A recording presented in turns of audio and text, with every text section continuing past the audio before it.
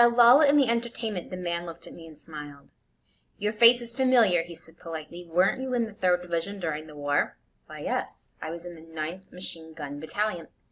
"I was in the 7th Infantry until June 1918. I knew I'd seen you somewhere before." We talked for a moment about some wet, gray little village in France. Evidently, he lived in this vicinity, for he told me that he had just bought a hydroplane and was going to try it out in the morning. "Want to go with me, old sport? Just near the shore along the Sound." "What time?" "Any time that suits you best." It was on the tip of my tongue to ask his name when Jordan looked around and smiled. "Having a gay time now?" she inquired. "Much better." I turned again to my new acquaintance. "This is an unusual party for me. I haven't even seen the host. I live over there." I waved my hand at the invisible hedge in the distance, and this man Gatsby sent over his chauffeur with an invitation. For a moment he looked at me as if he failed to understand. "I'm Gatsby," he said suddenly. "What?" I exclaimed. "Oh, I beg your pardon." "I thought you knew, old sport. I'm afraid I'm not a very good host." He smiled understandingly, much more than understandingly. It was one of those rare smiles with a quality of eternal reassurance in it that you may come across 4 or 5 times in life. It faced, or seemed to face, the whole external world for an instant, and then concentrated on you with an irresistible prejudice in your favor. It understood you just so far as you wanted to be understood, believed in you as you would like to believe in yourself, and assured you that it had precisely the impression of you that at your best you hoped to convey.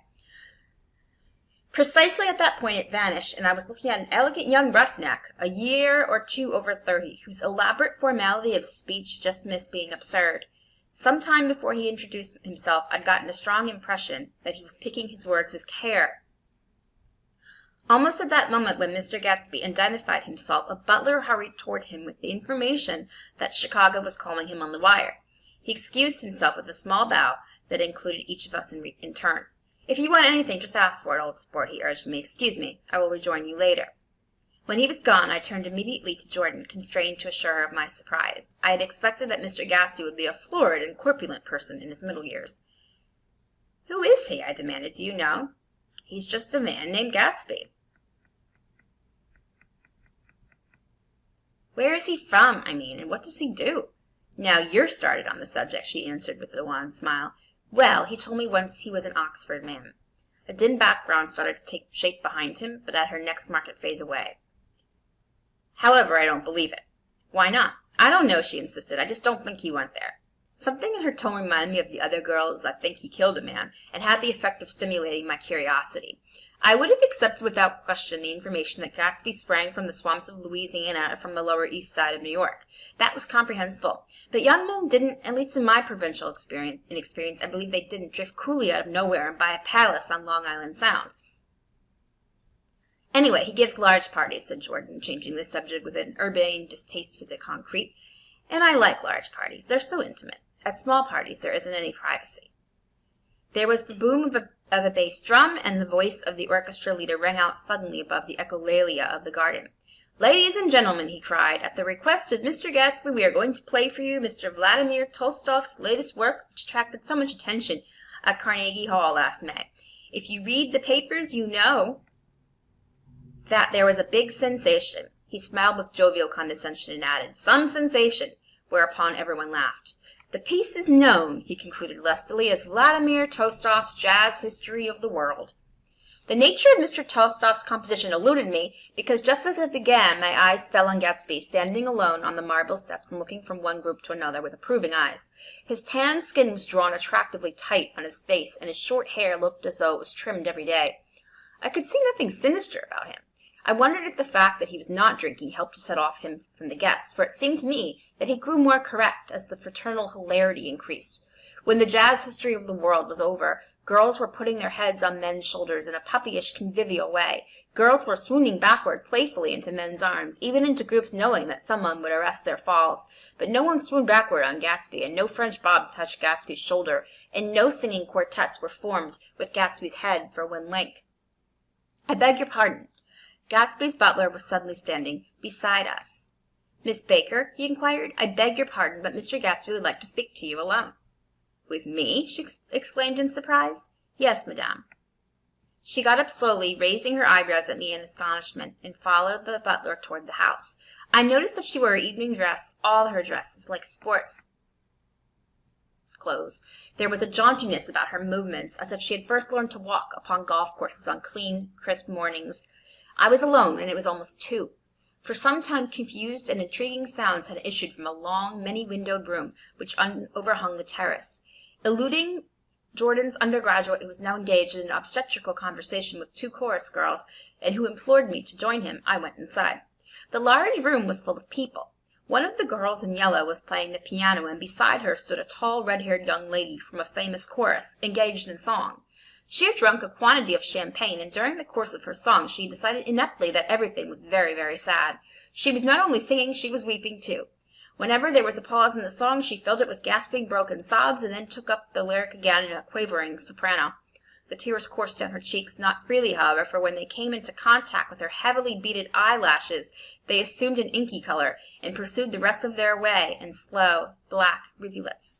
A humorous suggestion was made that she sing the notes on her face, whereupon she threw up her hands, sank into a chair, and went off into a deep, mindless sleep. "She had a fight with a man who says he's her husband," explained a girl at my elbow. I looked around. Most of the remaining women were now having fights with men, said to be their husbands. Even Jordan's party, the quartet from East Egg, were rent asunder by dissension. One of the men was talking with curious intensity to a young actress, and his wife, after attempting to laugh at the situation in a dignified and indifferent way, broke down entirely and resorted to flank attacks. At intervals she appeared suddenly at his side like an angry diamond and hissed, "You promised," into his ear. The reluctance to go home was not confined to wayward men. The hall was at present occupied by 2 deplorably sober men and their highly indignant wives. The wives were sympathizing with each other in slightly raised voices. "Whenever he sees I'm having a good time, he wants to go home. Never heard anything so selfish in my life. We're always the first ones to leave. So are we." "Well, we're almost the last tonight," said one of the men sheepishly. "The orchestra left half an hour ago." In spite of the wives' agreement that such malevolence was beyond credibility, the dispute ended in a short struggle, and both wives were lifted kicking into the night.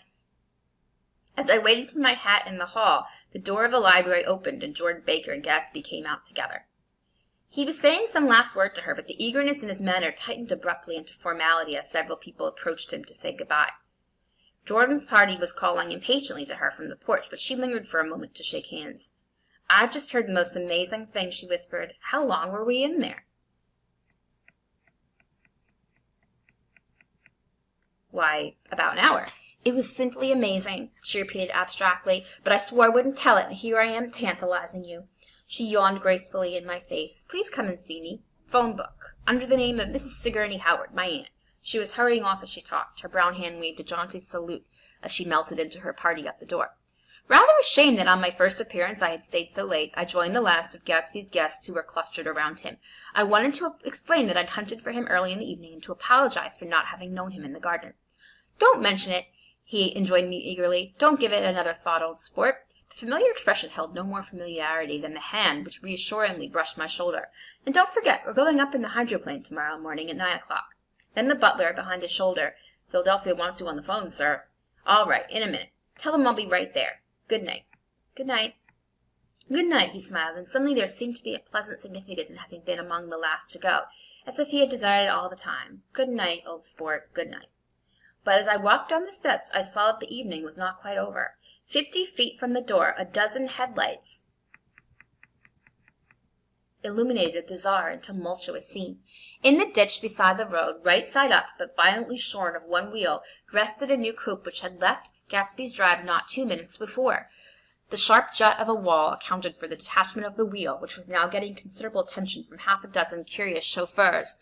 However, as they had left their cars blocking the road, a harsh, discordant din from those in the rear had been audible for some time and added to the already violent confusion of the scene. A man in a long duster had dismounted from the wreck and now stood in the middle of the road, looking from the car to the tire, and from the tire to the observers in a pleasant, puzzled way. "See," he explained, "it went in a ditch."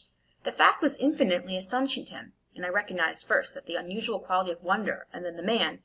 It was the late patron of Gatsby's library. "How did it happen?" He shrugged his shoulders. "I know nothing whatever about mechanics," he said decisively. "But how did it happen? Did you run into the wall?" "Don't ask me," said Owl Eyes, washing his hands of the whole matter. "I know very little about driving, next to nothing. It happened, and that's all I know." "Well, if you're a poor driver, you oughtn't to try driving at night." But I wasn't even trying, he explained indignantly. I wasn't even trying. An awed hush fell among the bystanders. Do you want to commit suicide? You're lucky it was just a wheel, a bad driver, not even trying. You don't understand, explained the criminal. I wasn't driving. There's another man in the car. The shock that followed the declaration found voice in a sustained ah as the door of the coupe swung slowly open. The crowd, it was now a crowd, stepped back involuntarily, and when the door had opened wide, there was a ghostly pause. Then, very gradually, part by part, a pale, dangling individual stepped out of the wreck, pawing tentatively at the ground with a large, uncertain dancing shoe. Blinded by the glare of the headlights and confused by the incessant groaning of the horns, the apparition stood swaying for a moment before he perceived the man in the duster. What's the matter? He inquired calmly. Did we run out of gas? Look. Half a dozen fingers pointed at the amputated wheel. He stared at it for a moment and then looked upward, as though he suspected it dropped from the sky. It came off, someone explained. He nodded. At first I didn't notice we stopped. A pause. Then, taking a long breath and straightening his shoulders, he remarked in a determined voice, Wonder if he'll tell me where there's a gas line station. At least a dozen men, some of them little better off than he was, explained to him that wheel and car were no longer joined by any physical bond. Back out, he suggested after a moment. Put her in reverse. But the wheel's off. He hesitated. No harm in trying, he said. The caterwauling horns had reached a crescendo, and I turned away and cut across the lawn toward home. I glanced back once. A wafer of a moon was shining over Gatsby's house, making the night fine as before and surviving the laughter and the sound of his still glowing garden. A sudden emptiness seemed to flow now from the windows and the great doors, endowing with complete isolation the figure of the host who stood on the porch, his hand up in a formal gesture of farewell. Reading over what I have written so far, I see I have given the impression that the events of 3 nights several weeks apart were all that absorbed me. On the contrary, they were merely casual events in a crowded summer, and until much later, they absorbed me infinitely less than my personal affairs. Most of the time I worked. In the early morning the sun threw my shadow westward, as I hurried down the white chasms of lower New York to the Probity Trust. I knew the other clerks and young bond salesmen by their first names and lunched with them in a dark, crowded restaurant on little pig sausages and mashed potatoes and coffee. I even had a short affair with a girl who lived in Jersey City and worked in the accounting department, but her brother began throwing mean looks in my direction, so when she went on her vacation in July, I let it blow quietly away. I took dinner usually at the Yale Club. For some reason it was the gloomiest event of my day, and then I went upstairs to the library and studied investments and securities for a conscientious hour. There were generally a few rioters around, but they never came into the library, so it was a good place to work. After that, if the night was mellow, I strolled down Madison Avenue, past the old Murray Hill Hotel, and over 33rd Street to the Pennsylvania Station. I began to like New York, the racy, adventurous feel of it at night, and the satisfaction that the constant flicker of men and women and machines give to the restless eye. I liked to walk up Fifth Avenue and pick out romantic women from the crowd, and imagine that in a few minutes I was going to enter into their lives and no one would ever know or disapprove. Sometimes in my mind I followed them to their apartments on the corner of hidden streets, and they turned and smiled back at me before they faded through a door into warm darkness.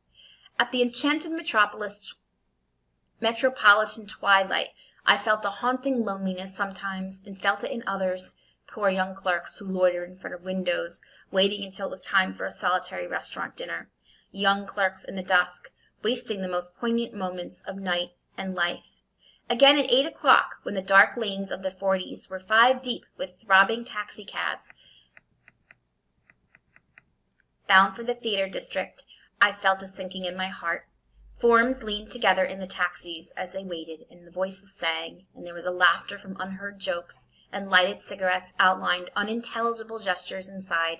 Imagining that I, too, was hurrying toward gaiety and sharing their intimate excitement, I wished them well.